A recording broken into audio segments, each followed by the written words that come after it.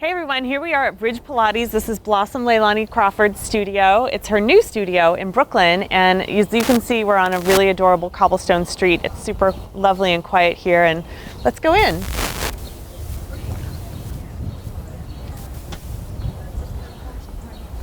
So here we are. We're going to talk a little bit today with Blossom about her experience finding Pilates and Kathy Grant, and because she has a really special experience. So let's start with that. Tell us about how you found Pilates. Well, it's really funny. So I feel really lucky. Kathy was my first Pilates teacher, technically. So it was my first day at NYU at the dance department, and you had a class to take. And actually, it wasn't even called Pilates for some reason. The class that Kathy inherited was called floor bar. And I thought I was doing floor bar. And so at one point she said, well, has anybody done Pilates before? And I remember someone had maybe done, like, we had a guest teacher once in Hawaii, and I raised my hand, and she said, where did you do Pilates? And I said, Hawaii. And she did ugh. Like, there was no way Pilates was ever in Hawaii. So she just dismissed me and asked. And there were three of us that raised our hands. But really, she was my first Pilates teacher. And I just remember her being very strange. Mm-hmm. We did 4 or 5 exercises, maybe 10 at best for that 45-minute class. And there we were. And I remember I couldn't do one of her sit-ups. Mm-hmm. I mean, no, I could, but it was shaking the whole way down and shaking the whole way up. And I remember thinking, I should really get stronger. So it's really at NYU at the dance department. That's how I found Pilates. Was the sit-up one of her song sit-ups? Or it was go slowly down. Okay, hold on there. Wait. She'd correct a few people. And then you're all yeah, exactly, yeah. Were there a lot of people in there? Yes, well, it was first day of class, so 20 of us, right. 25 of us. And let's just say by the end of the year, or not even the end of the year, 3 weeks later, because you only had to go for 2 weeks, 4 weeks. To get credit. It wasn't even a credited course. It was just a thing that they had for the dancers. To get stronger and be better, yeah. Yeah, we were supposed to take it on our own volition. Right. So let's just say a lot of the volition left. Yeah, so there were times when it was just me and a couple of my friends, 4 people. Wow. And actually, I learned a lot from that, because no matter how many people, I'm always okay, here we go. She taught with that same precision. If there were 4 people, 400 people, it was always the same. Wow. Yeah, maybe a little more impressive. Of a show of the 400, yeah. But okay, so, and I just realized that some people might not know, that might be watching this interview, who Kathy Grant was. So let's talk about that a little bit too. Good question. Yeah. So I always think about Kathy, there is the Kathy Grant, the Pilates teacher, and so she was in her late 30s. She got an injury while she was dancing. Can we show a picture of her? Oh yeah. There's a Hang on for 1 second. Yeah. We're going to grab a picture. Yeah. Let's talk about this picture, because Kathy is in the most awesome stomach massage position. I know. Well, that's what I love. You can see her butt is, you can see 1 inch of space between her butt and the front edge of She's at the very front of the carriage. And this is not like the lovely wheels that we have now. This is, and when I like to compare the old reformer to what we have now, even Gratz, Gratz has power steering. This had no power steering, so when you had to really move that machine. Yeah. And she would do it on 4 springs, but she was hypermobile. Pilates was awesome for her. It's what kept her together. And she had, I have to say, Kathy had the most beautiful posture. She really did. Even at the very end of her life. Yes. She was just gorgeous. Yeah. Very statuesque. Mm-hmm. She really did. And then this is you and Kathy. Oh yeah, this is a snapshot someone sent to me, and it's of us at a conference, probably one of the PMA conferences. Yeah. And yeah. Yeah, wonderful. Actually, I think I know where we were. Just a little joke to myself. That's all. So tell me some more about Kathy. She was an injured dancer, and she had 2 knee surgeries on the same knee, I think in the same year, with no rehab. So she used to say she had 1 leg that was a stick and the other leg that was normal, and she went to try to go and take dance class, and her knee was killing her. Wow. And the dancer, Pearl Lang, and I think crying in the dressing room or something, Pearl Lang, who I think is the famous Graham dancer, she pulled her over and said, you should go to Pilates. And she was like, what's that? Wow. Okay, I'll go. And so she went to Mr. Pilates. And I don't think he made her do an exercise. I think he was like, stand for me. Mm-hmm. And she stood, she stood like this. Right? And he yelled up and down, you can't stand, she stood like a dancer. And he said, I think he made her stand on 2 feet, and he left her. That's it for today. That pretty much, kind of like you. I feel like I've heard that kind of story before. But the thing for her later, after she like recovered from other injuries, she was sort of like, it's really important to stand on two legs. She very much said that. Yeah. Like you have to stand on your two legs, and you'd be like, okay. And Romana would talk about that too. If either of them caught you, it must have been a Joe thing. Yeah. If they caught you standing on one hip or one leg, it was just like, Right. Yeah. Right. And which makes perfect sense. Yeah. Right. Or if you ever spent any time hanging out with them in public and they saw people, they would just make. Oh, she would just punch people. Yeah. Like she would just sort of go like that really hard. I know. Yeah. And people would be like, I just saw Kathy. She punched me. I'd be like, She must miss you. So she was a dancer. She went to Mr. Pilates for her knee, and she, you heard about the big room and the small room. Yeah. She went into the small room. Like he worked with her in the small room. I don't know. I never knew if there was a curtain, but I just know there was a small room, and she used to have to go in there, and she did one to chair and crazy stuff, and then eventually she was able to graduate to the big room. And somewhere in there as well, she was working at Corolla's studio. Yes. Which I always get that timeline a little mixed up because it sounds like she might have been working at Corolla's and then went to Mr. Pilates, which makes no sense to me, but whatever. Right. And then became certified, and that's a whole story as well. We'll tell that story too. Okay. Well, it's a little funny. So she was an injured dancer, and then her husband said, hey, there's this program. I think it was like vocational rehabilitation. So she had been a dancer all her life, and then suddenly she's injured, and so there were programs. It was a state program that would help you find a new profession. It would give you some money. So she and Lolita San Miguel went to Mr. Pilates and said, hey, would you do this for us? Which is why some people would say they were the only certified ones, but it was only just because they did this little program. Well, they had government money and they needed to prove this thing, and so that's he signed a piece of paper for them saying saying like exactly. That's exactly what it was. So that's why Lolita and Kathy have this thing of like a certificate, or I don't even know, but unfortunately I was never able to find it. Lolita has hers. I've seen like some video of it or some picture of it, but Kathy's I was never able to find. Whatever. She probably was like, who cares? Yeah. Well, the thing is, Kathy wasn't a liar. Like she wouldn't make that up. No. Yeah, she wouldn't make that up. So Lolita and Kathy went and got their training from Mr. Pilates. And do you know how old she was at this time? She must have been in her 40s. She must have been like early 40s though. Yeah. Yeah. Yeah, it seems so young, but that's the end of a dance career. Exactly. It's the end of a dance career. Right. So in her 40s, which is also right around, like she married Mr. Grant like in her 40s. Right. So kind of all that happened around that same time. And then was she in the studio? Do you know how long she was there studying and taking or any of that? I don't know. Yeah. Well, because she was born in 1921. So then, Mr. Pilates died when? It's in the 60s. Right, so it can't have been that long. Yeah. So, but I do know that she eventually went on to work she eventually worked at the Henry Bendel's Pilates studio, which she got that job through Romana, and that must have been where Romana and Kathy connected. And actually also, Kathy worked in arts administration, so she worked at the Clark Center. Have you ever heard of this place? For the performing arts? Yeah. Okay, yeah. So she worked there. She was the executive director there. Okay. And then sometimes she would have Romana come and teach mat classes there. So yeah, they were pals. And so I think when Kathy was ready to leave, so after Clark Center, Kathy went to the Dance Theater of Harlem and was their first executive director. And when she was ready to leave there, Romana said, hey, I have this opportunity at Bendel's. Would you be interested?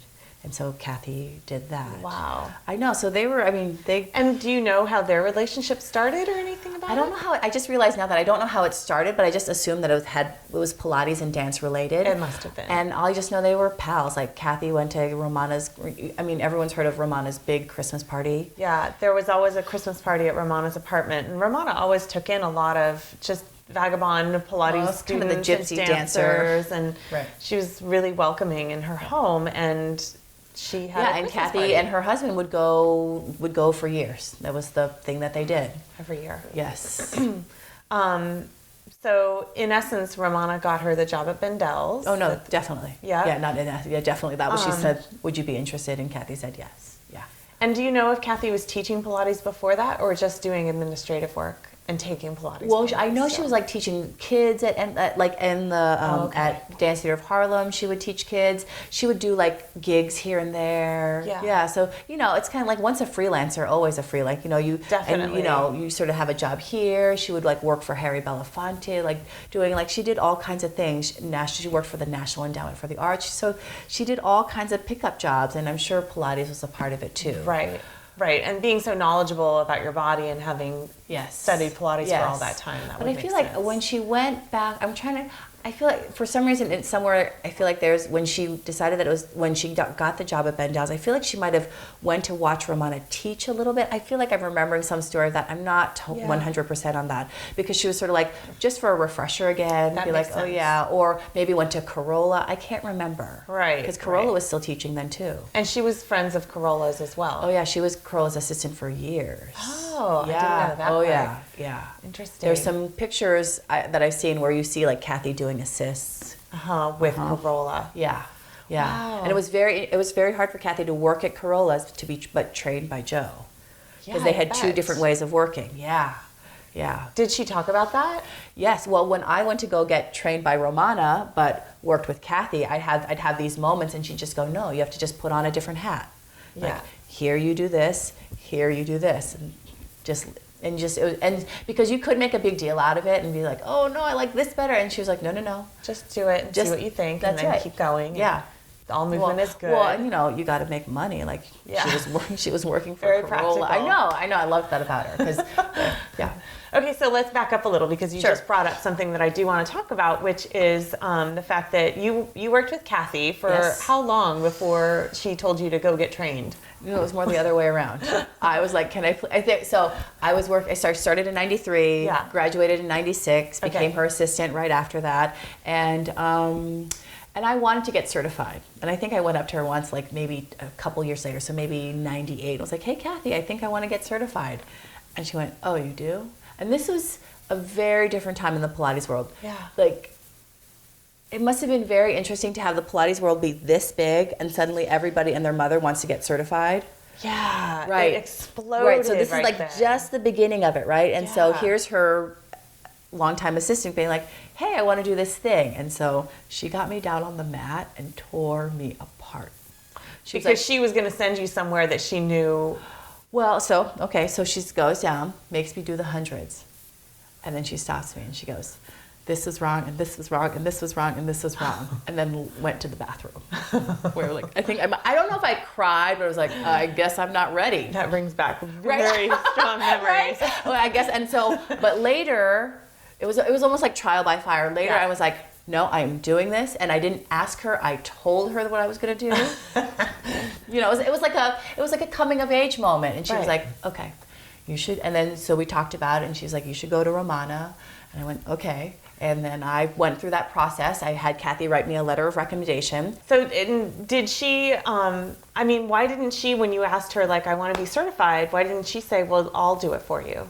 Well, I think several things. I don't think Kathy really knew herself. Like, if she had a client who came in who was really needy and she knew that she didn't have the energy for that anymore, she'd go, maybe 10 years ago I could have helped you, but not anymore. And I think she saw where certification was sort of the thing that you do. Yeah.